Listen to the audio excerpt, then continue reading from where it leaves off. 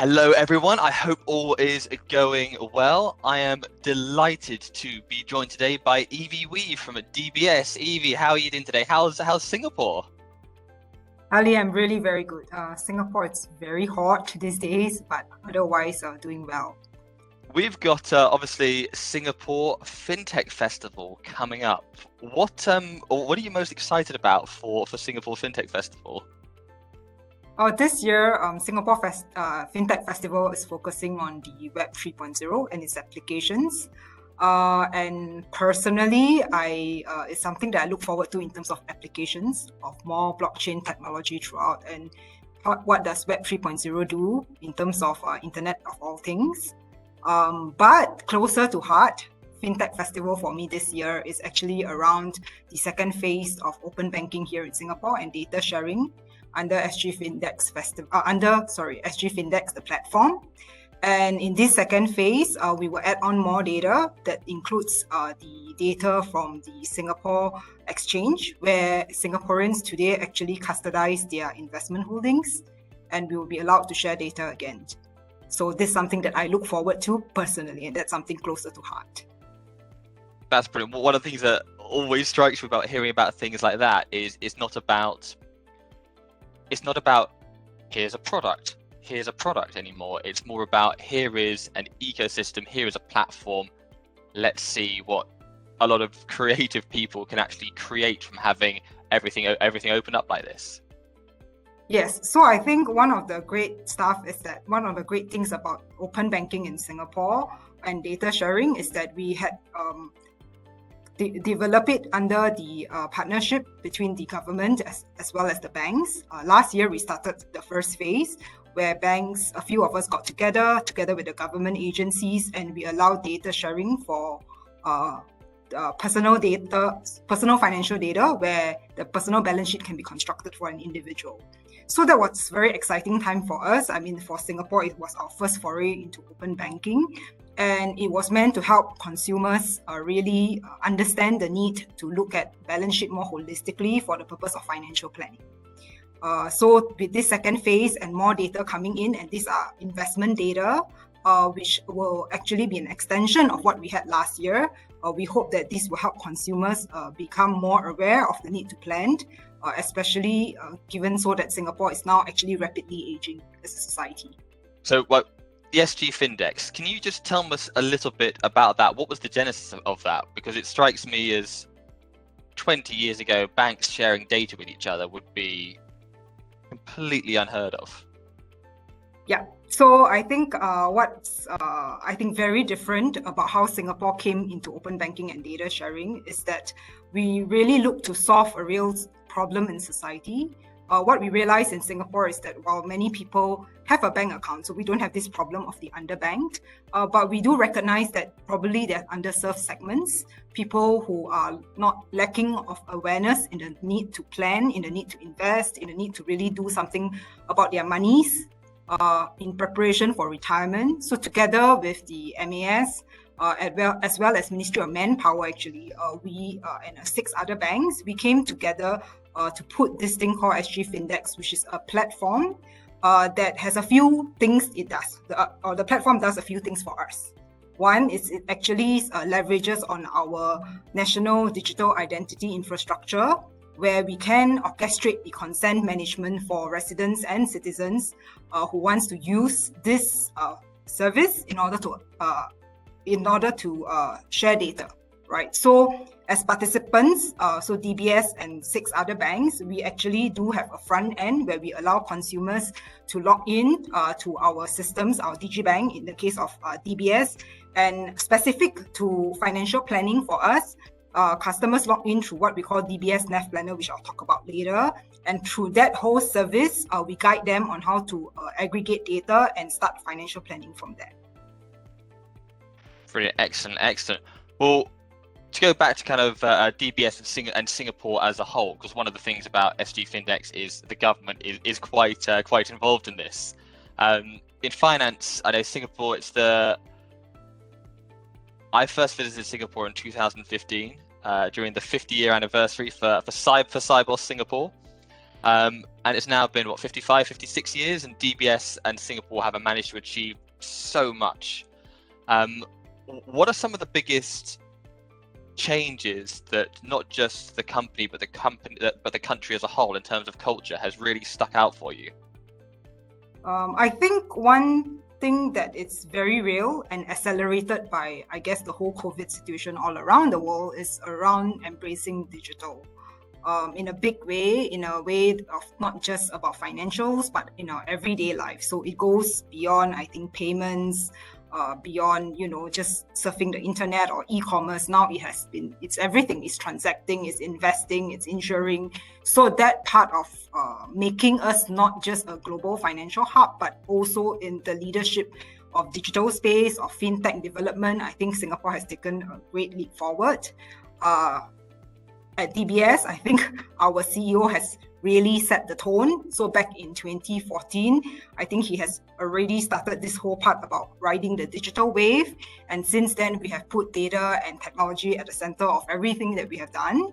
And DBS Nav Planner as a platform has benefited a lot from this leadership thinking. So when we started DBS Nav Planner, before actually the conceptualization of SGFindDex, data and technology helped guided us to think really how to make financial planning, wealth services, investing, all of this stuff available and accessible to the mass market so that people can have access to solutions without thinking about wealth ban and other kind of considerations in the past. Absolutely. I want to kind of go into Nav Planner and the fact that that's from DBS. I know it's a cliche. One of the things I always think of with DBS, and it always sticks in my mind, is it's the D in the Gandalf companies to kind of be up there, holding your own against the likes of Google and such. And with that kind of backdrop, let's talk about Nav Planner.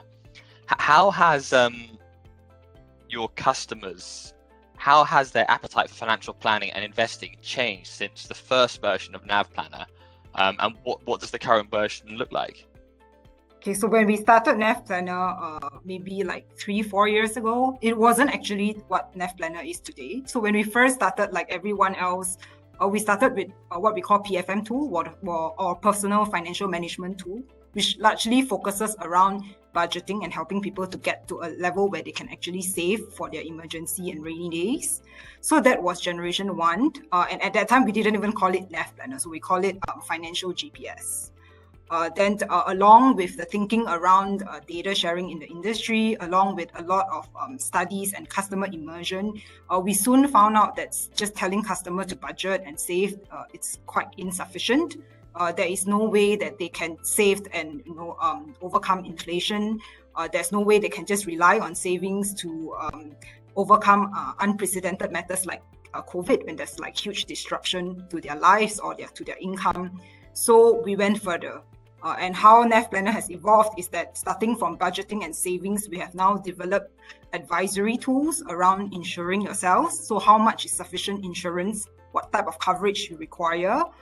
We help customers go further after that to really invest their excess savings, take opportunities in financial markets, matching their risk appetite to the products, and now trying to help them plan for retirement in the longer term. So that's what Nav Planner is. I would say that Nav Planner today is almost in the 3rd generation, where we have gone beyond taking actions, providing advice, and now helping them to visualize what that long-term financial situation and outlook will look like. Excellent. Did I, apologies if I got this wrong, you've partnered with Chubb for this, haven't you?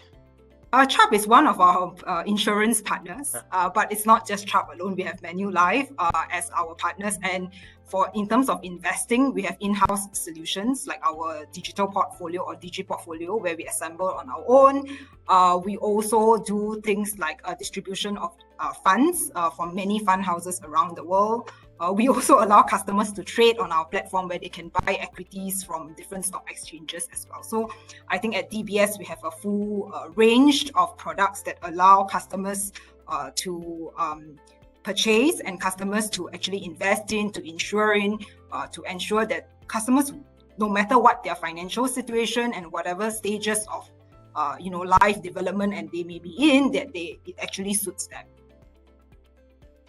Excellent. And having this platform where you link into Chubb, Manulife, and of course all the kind of different internal departments as well, there's a lot of data being moved back and forth, which brings us quite neatly back to the SGFindDex. How does that ability to the kind of sort of first phase of open banking, how does that tie into the Nav Planner? Yeah. So I think for us, that's a very good question. Actually, SGFindDex, or rather the whole ability to share data in the industry, enhance the ability for us to provide advice to consumers. So when we started thinking about it, does a personal balance sheet look like for a consumer in order for them to plan long term? To look at, for example, my financial and non-financial assets today, would it mean 20 years out, 30 years out? Would it be sufficient to replenish my income if I decide to retire earlier than I plan, so on and so forth. So the ability to aggregate data, around all the other bank accounts, around investments that maybe we've held outside DBS Bank, that helps us, to pull it all together, and using the tool, the guidance, and of course we have developed over the years artificial AI/ML models, artificial intelligence and machine learning models that have helped enhance all of this interaction with the consumers on DBS Nav Planner. Absolutely. Well, I personally do have the most ridiculous and complicated Google Sheet spreadsheet, which I imagine a lot of other people do as well. Yes. But am I right in thinking that this approach to Nav Planner, by linking with other various things, again through sharing data, that actually would make something like a very complicated Excel sheet redundant, because you can actually have push notifications, you can actually make transactions from one thing to another? Or what's some of the advantages compared to just a normal old spreadsheet? Yeah, so what we are trying to do is to, remove that part of the work from someone like yourself, right? And give you back the time that we are all struggling to have and find to do better things. And actually, before there was SGFindDex, and we launched Nav Planner maybe about 9 months right before the launch of SGFindDex, we actually tested the market by allowing customers to voluntarily provide data on their investments and so on, and we provide mark-to-market performance. That's also because today these kind of services of portfolio considerations and performance are usually available only to wealthy customers. So we actually availed their services a few months earlier, and what we have seen was many consumers actually participating in it voluntarily to help them track the performance of their assets. So yes, during our customer immersion as well, we have seen many types of spreadsheet, many types. Yeah, and I think, and I hope really it has helped millions of our customers who started interaction with us, to overcome some of these challenges that they may have. I'm very pleased you mentioned about wealth management and personal finance. That's just for wealthy customers, right? In the UK, we have free trade, which this week passed over 1 million customers. In the US, you've got Robinhood, and these kind of investment trading platforms designed for. I think on free trade, the average transaction is about £5 sterling, which is tiny. Bit of a boom for this kind of mass in terms of volume of transactions, but low value trades. What does this opportunity represent for DBS, for those who are not the very wealthy, not the high net worth individuals, but just want to understand their finances and be able to choose where they put their money? So I think where it was something that presents a great opportunity, it's really around the fact that today many of the mass market customers has this misunderstanding, at least up until very recently, that planning, investing is something that I depend on someone else to do. I depend on, Evy to do from DBS and my financial planner or someone else. The second misconception they have is I need to have a ton of money before someone will even entertain what I need. And so we are here to change all of that. And we have been working on it over the past few years. So we have seen similarly the trends that you mentioned on the back of Robinhood and free trade. The many younger consumers as well as customers who may not have a ton of money started their investing journey with us.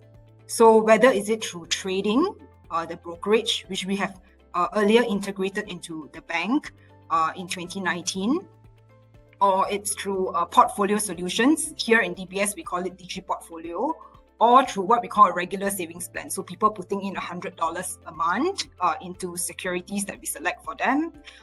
Either one of these solutions get customers started. So we have seen more than 2 times growth over the last 1 to 2 years in some of these things. So doubling of the customer base trying to get started in investing.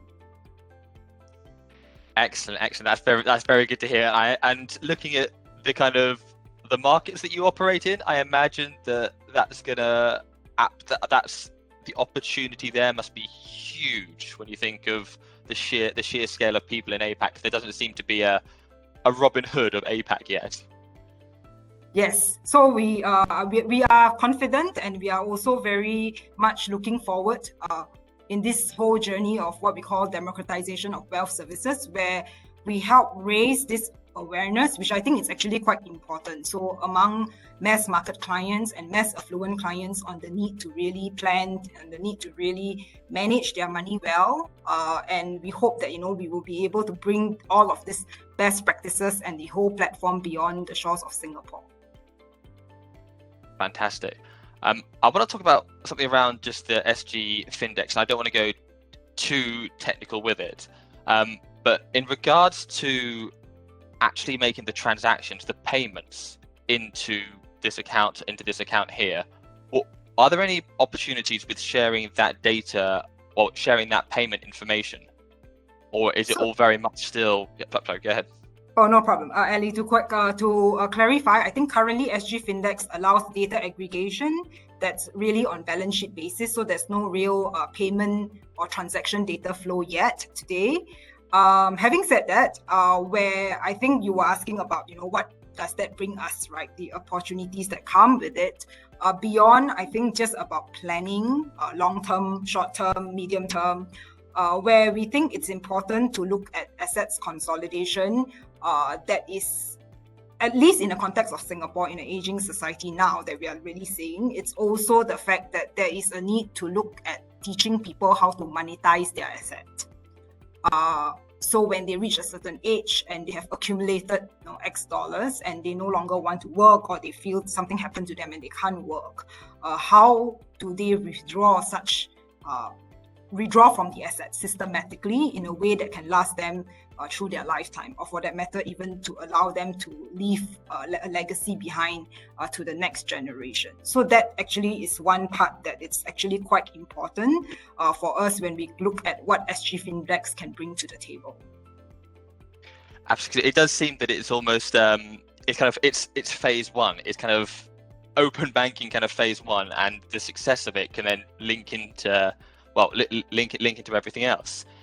Any pushback from any customers in terms of consolidating data? Because there is that slight element of, this is my data, I mustn't share this with anyone else, or are people more thrilled about being able to see all their assets and liabilities in one place?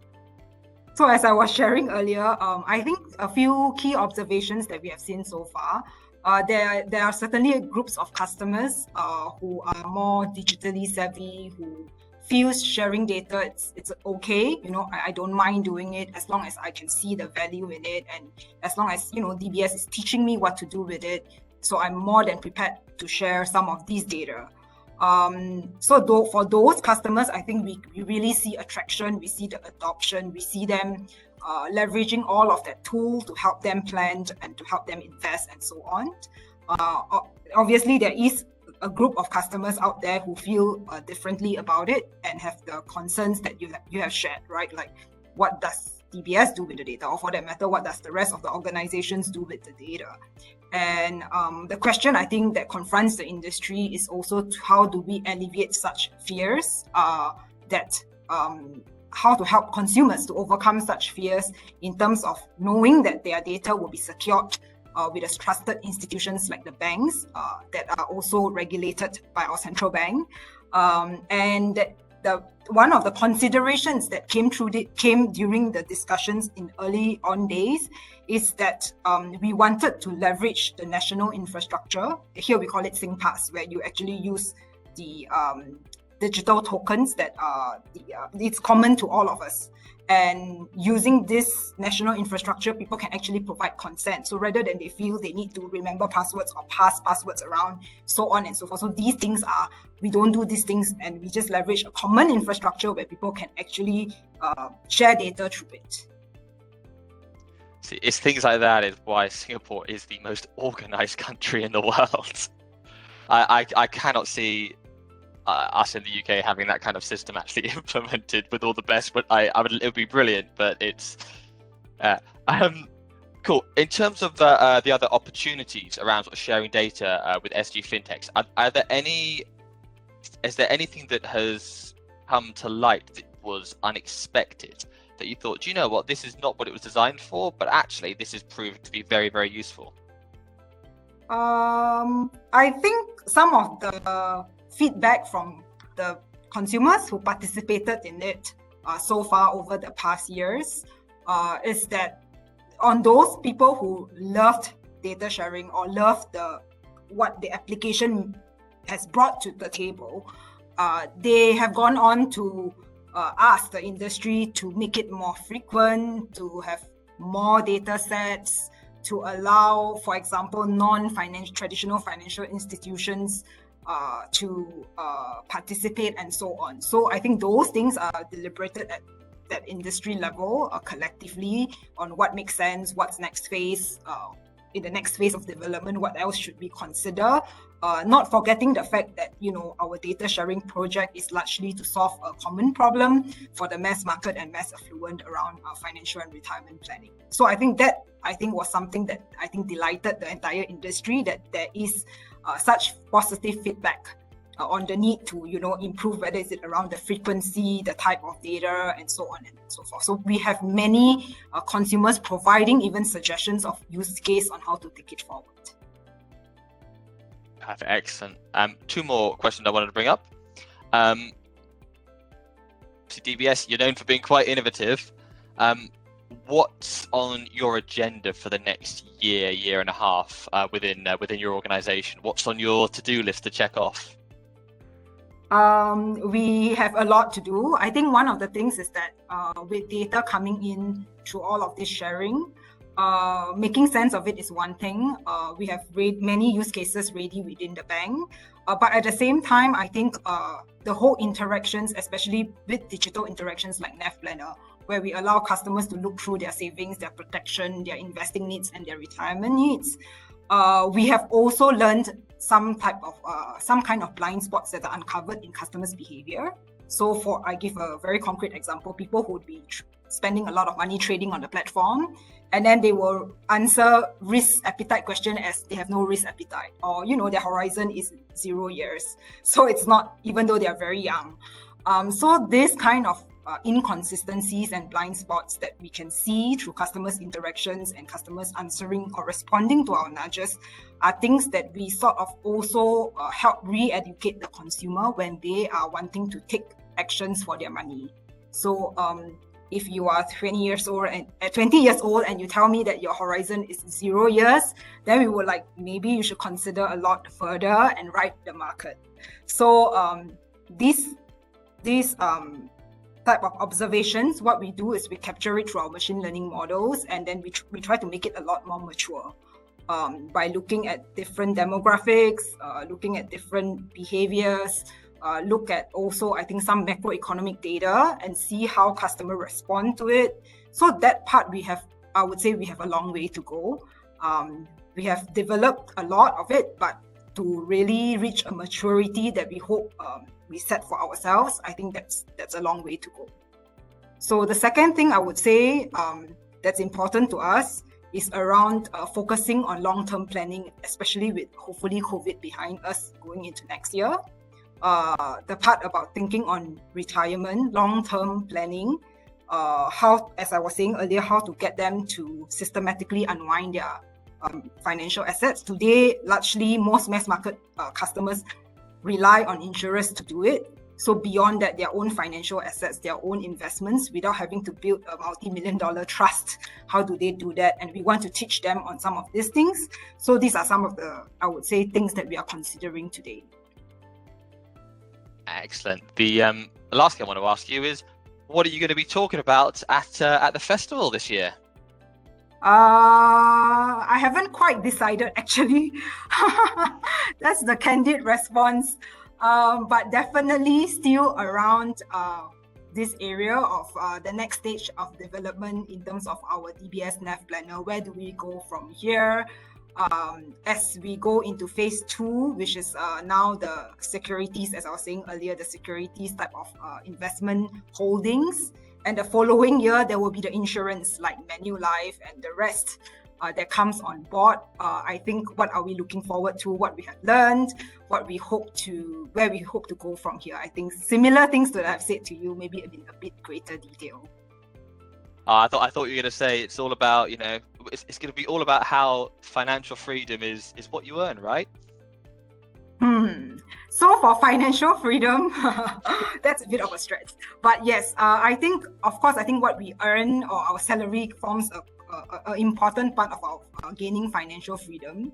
The literacy part about it, as in the part to teach people that beyond just what you earned, how do you make your money work harder for you? We actually have this tagline, make your money work harder for you on Nav Planner. And how do we make that money stretch, ride the market? That I think it's very important, because financial freedom also means free of financial worries in a day-to-day life. And also the ability to really sustain any kind of economic shocks or any kind of shocks in the system, even at an individual level or family level. And I must say that financial freedom is also about long term, that you don't worry about tomorrow or the future as much as possible. And for me, financial freedom means the ability to pursue some passion projects that I like. So for example, I love cooking and I love to collect art. So these things are actually quite important to me as well, to keep me sane. Excellent. I saw part of your slideshows where it was like, financial freedom is not what you earn.